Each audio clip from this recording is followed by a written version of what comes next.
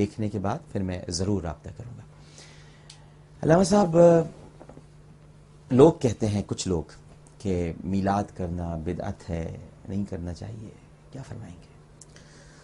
بسم اللہ والحمد للہ والصلاة والسلام علی رسول اللہ۔ گفتگو شروع کرنے سے پہلے مجھے معلوم ہوا ہے کہ آپ 2 دن قبل ہی مدینہ منورہ سے تشریف لائے ہیں، بہت مبارک، اللہ تعالی حاضری مقبول فرمائے۔ یقیناً آپ نے وہاں سب کے لیے دعائیں کی ہوں گی، اللہ ان کو قبول فرمائے۔ دوسری مبارک کہ نبی پاک صلی اللہ علیہ وآلہ وسلم کا نام لینے کی برکت سے آپ کو یہ بھی عزت ملی کہ حضور داتا گنج بخش رحمۃ اللہ علیہ کے ممبر پر آپ رونق افروز ہوئے اور محبت رسول صلی اللہ علیہ وسلم کی باتیں کی۔ یہ میرے نبی کی طرف سے انعام تھا، داتا صاحب کی عنایت تھی۔ اللہ تعالیٰ اس پر بھی آپ کو اور زیادہ اس کام کو بڑھانے اور اس میں ثابت قدم رہنے کی توفیق عطا فرمائے۔ شرک سب سے بڑا گناہ ہے، اس کے بعد دوسرا بڑا گناہ بدعت۔ لفظ بدعت کو لغت میں دیکھیں تو اس کے معنی نئی چیز، بہت سی چیزیں نئی ہیں، اور اللہ کا نام ہے بدیع السماوات والارض، بدیع اس کا نام ہے۔ بدعت کی تعریف میں اصل میں جھگڑا ہے،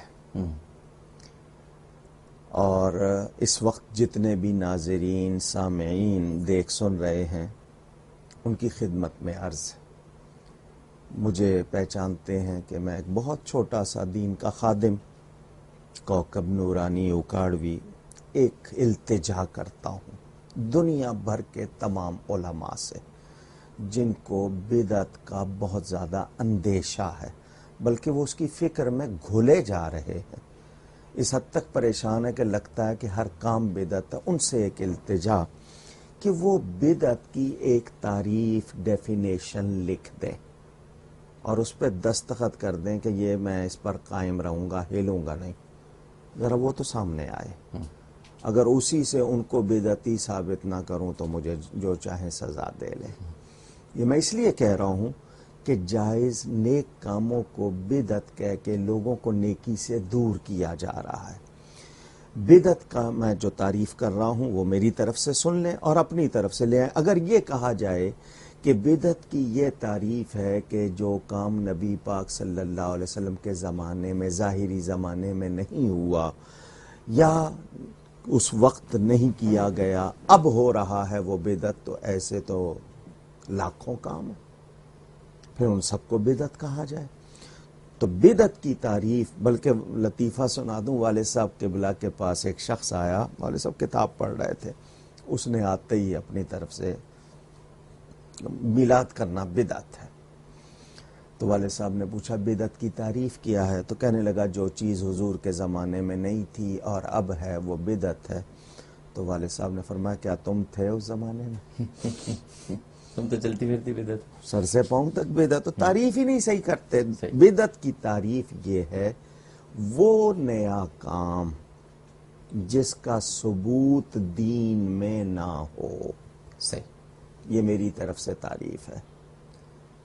کوئی بات جس کا ثبوت دین میں نہ ہو، اگر دین میں ثبوت ہے تو اس کام کو بدعت نہیں کہہ سکتے، کیونکہ وہ کوئی نہ کوئی چیز اس کے لیے اشارہ کنایا موجود ہے۔ لفظ میلاد عربی کا لفظ ہے، اس کے معنی پیدائش، پیدائش کا وقت یا دن۔ ہمارے ہاں برتھ سرٹیفکیٹ دیا جاتا ہے، عربی میں اس کو شہادہ میلاد کہتے ہیں۔ تو میلاد کے معنی تو پیدائش کے ہیں، اور پیدائش کا تصور ہی مخلوق کے ساتھ ہے، خالق کے ساتھ تو ہو نہیں سکتا۔ تو یہ شرک کی جڑیں کاٹنے والی چیز ہے۔ اگر اس کو کوئی شرک کہتا ہے تو حماقت ہے، یعنی یہ تو شرک کو ختم کرنے والی کہ ہم نبی کو خدا نہیں مانتے، خدا کی مخلوق مانتے ہیں۔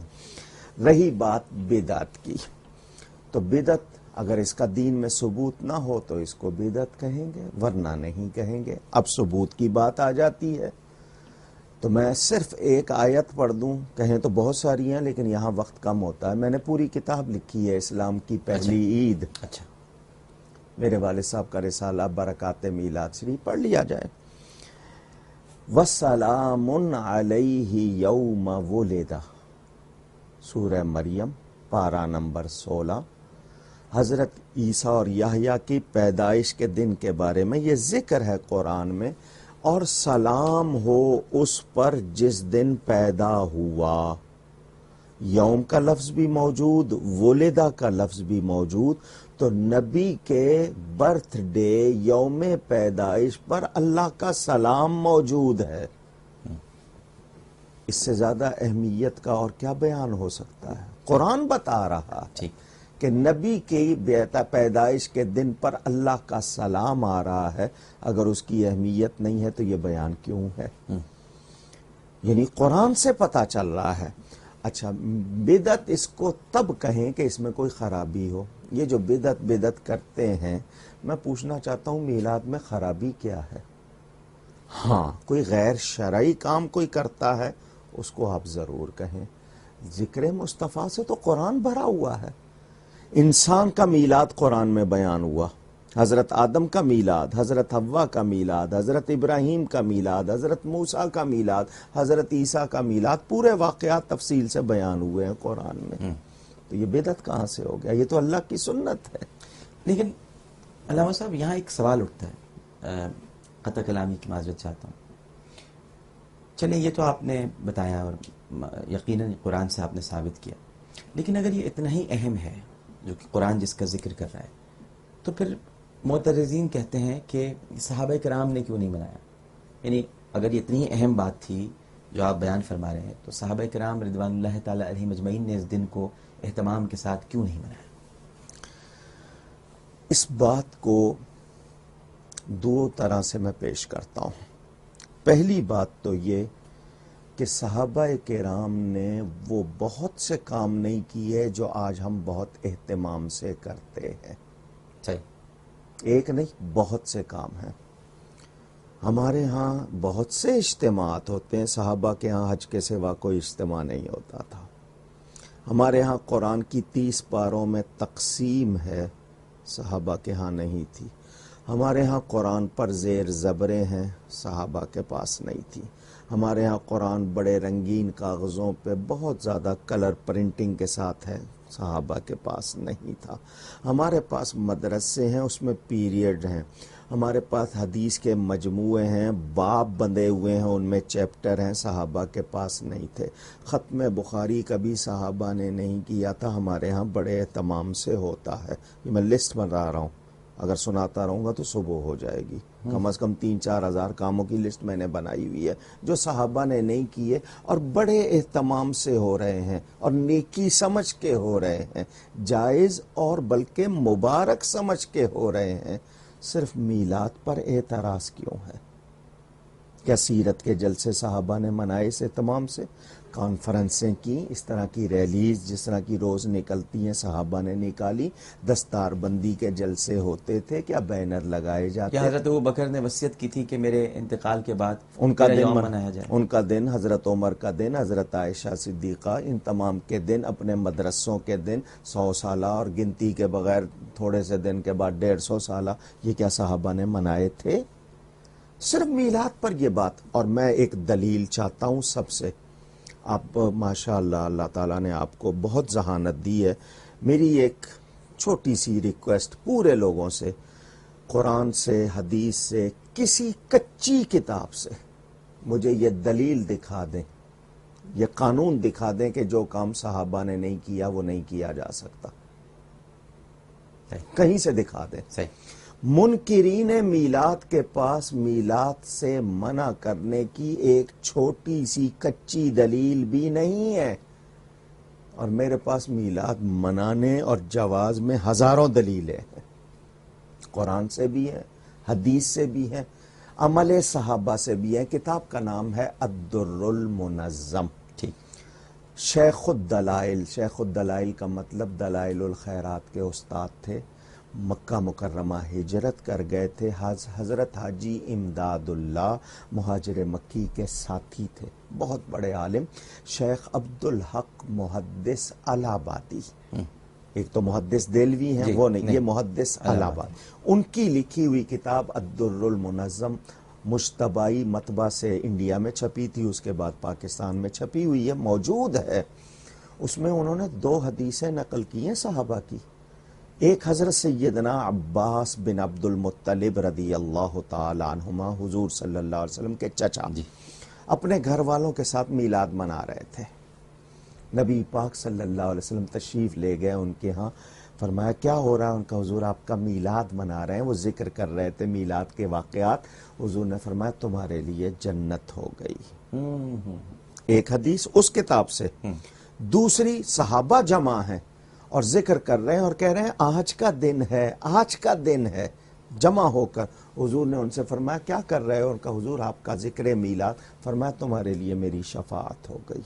یہ 2 حدیثیں میں نے اس کتاب سے سنائی ہیں.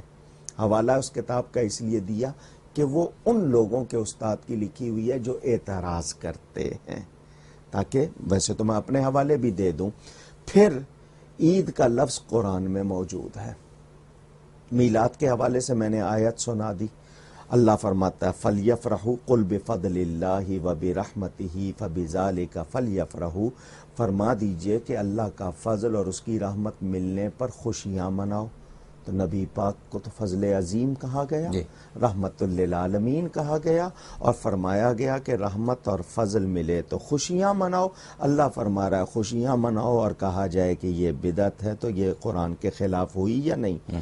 ایک آیت میں اللہ فرماتا ہے وَأَمَّا بِنِعْمَتِ رَبِّكَ فَحَدِّثْ, اور اپنے رب کی نعمت کا خوب چرچا کرو. میرے نبی سے بڑی نعمت کون سی ہے؟ تمام نعمتیں ان کا صدقہ. اللہ فرما رہا ہے چرچا کرو. تو میلاد کیا ہے؟ اچھا, آنے کے بعد آنے کا ذکر. لقد جاءکم رسول, حضور تشریف لے آئے, اب قرآن نازل ہونا شروع ہوا ہے. اللہ فرما رہا ہے بے شک آ گیا تمہارے پاس بڑی شان والا رسول. آنے کے بعد آنے کا ذکر تو اللہ کا طریقہ ہے, اور میلاد میں یہی تو بتایا جاتا ہے کہ حضور تشریف لے آئے. ہم آج میلاد منا کے کیا کہہ رہے ہیں کہ وہ تشریف لے آئے, تو یہ تو اللہ تعالیٰ کی سنت ہے. اس کو بدعت کہنا کتنی عجیب بات. تو صحابہ کرام کا میلاد منانا, مجھے بتائیں مسلم شریف میں حدیث ہے یا نہیں؟ جب نبی پاک صلی اللہ علیہ وسلم پیر کے دن ربیع الاول کی 12 تاریخ مدینہ منورہ پہنچے, صحابہ نے جلوس نہیں نکالا؟ کیا جھنڈے نہیں لہرائے؟ یا رسول اللہ کے نعرے نہیں لگائے؟ بچیوں نے دف بجا کے گیت نہیں گائے؟ خوشی نہیں منائی؟ حضور صلی اللہ علیہ وسلم خود پیر کے دن کا روزہ کیوں رکھتے تھے؟ فرمایا فیہ ولدت, اس دن میں پیدا ہوا. وہ تو ہر ہفتے اپنا برتھ ڈے مناتے تھے. اس کو بدعت کہنے کا کیا مطلب؟ تو نبی کے عمل کے بعد تو صحابہ کے عمل کا سوال ہی نہیں ہو سکتا, خود نبی منا رہے ہیں. تو یہ جو ہم تاریخ کا تعین کر لیتے ہیں, اور ایک اعتراض یہ بھی اٹھتا ہے, اب آپ کی موجود